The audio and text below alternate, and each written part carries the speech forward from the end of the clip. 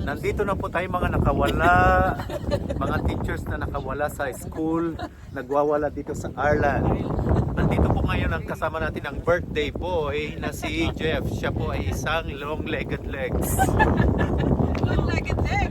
Long-legged. Hi! Nandito po kami sa Cliff of Moher. Alam ko lang long-legged ka. Kasi mataas ka. Long-legged legs. Ayun yung sa postcard ko.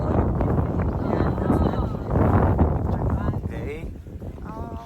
So nandito po ngayon kasama natin si Ate Marlene na kanina po ay nagsusulat. Kasi okay. habang nagdadrive ka kasi kanina nagsiselfone. Kaya Yun, isa ho yun sa factor kung ba't ako nahilo. Kasi tingin ng pictures. dapat kasi Pag moving vehicle, huwag kapag gaganon. kasi may hilo ka talaga. Nahilo ka talaga, it affects your eyes. So that's what happens. Ayun si Jeff busy. I think Yan. yun yung isang kanina kaya nasabihin ni gano'n ni Jeffoy na If I let you go. ako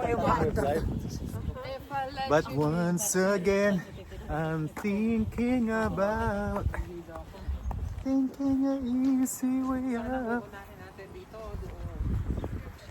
Saan sila? Sa taas na tayo? Ano na tayo muna daw? Doon muna ako, boy. Doon muna. Mamaya na daw dyan.